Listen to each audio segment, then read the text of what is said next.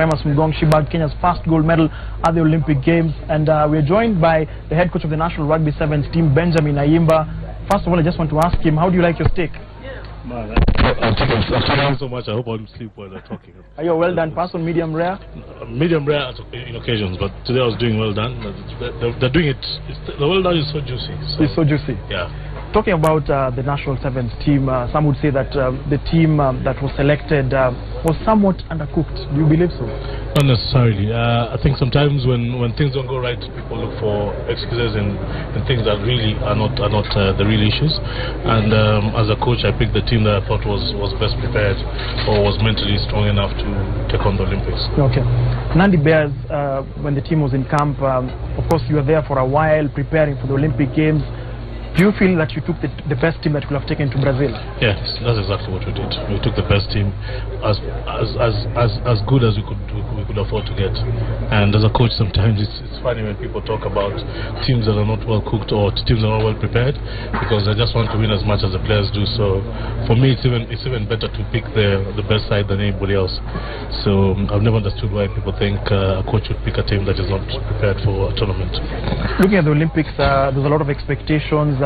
Looking at the performance of the National Rugby Sevens team over the course of the season, of course everyone keeps talking about the Singapore victory against Fiji, yes. But our first game against the Great Britain, an amalgamation of Scotland, Wales and England, yes. There's a lot of anticipation, a lot of expectation, but everything seemed to go wrong for Team Kenya. It just didn't click, and I think on the day they got us in everything. Of course, Great Britain had a lot of time to prepare, and as a team they played a lot of tournaments. We couldn't afford to go for tournaments outside the World Rugby Series. So for us, World Rugby Series was the preparation that we got after our season. So it's just a better prepared team than the others. So I think they played really well. Britain played beyond anybody's expectations, including theirs. Yes. So it just happened that they were more switched on than we did, and they took us on in what we were really good at. Some critics would state that, well, sorry to go back to the issue of selection, yeah. Some would say that selecting some players were not getting enough game time. The likes of Bush Mwale, the likes of Oscar was just recovering from an injury. The likes of Dennis Ombachi not getting significant game time, aside from the fact that he traveled briefly for the Roma Sevens. Some would say that bringing some of these players perhaps was a bit premature. They were not fully at 100% fit. Maybe just to give a good example, when we qualified for the Olympics, Ombachi hadn't played anything, yes, at all, and he scored the last try. So it's never about game time. It's about the instinct that the players got on the day. So that really is not a reason enough okay. not to pick a player. And the gut instincts as a coach, I think other players are more hungry than others. Okay. You're on record stating that you were really disappointed by the performance entirely, and you take all the blame. Yes. How do you build up from Rio, given the fact that you played about 7 games and you only won 1 game? We played 6 games. 6 games, yes. Sorry. 1-1, and actually 5 games. Sorry, we won 1. And as a coach, I think we prepared well. It's just that the teams were a lot more prepared than we did. And going into Rio a little too early as well. We had 16 days in Rio before. Was that a tactical It wasn't blunder? Tactical at all. It was something that NOCK told us they couldn't change. And of course, it didn't work well with us, because by the time we're getting competition time. So sorry, just to interject. What you're stating that the fact that you went to Rio earlier could have... No, it is not could have. It is actually the major reason, because when you get into competition mode, when you get into the competition area, so village, hotel, whatever it is, you're already switched on for the game. Yes. You can't be switched on for 16 days and more on three playing days. So when you got after the British game, I could tell we were fatigued mentally, very, very fatigued. It was difficult to lift the boys from that loss. I bet we've done it before, but yes, it was pretty difficult this time to raise the guys. And after the second game, I actually realized that mentally we're really, really fatigued.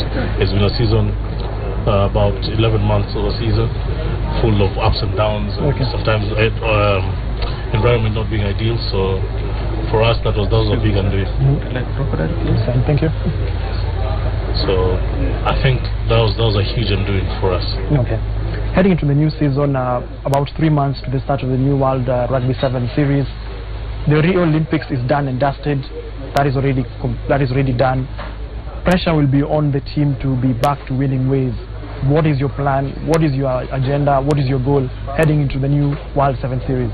We need to get good rest. I think for us it's just the bodies have got to recover.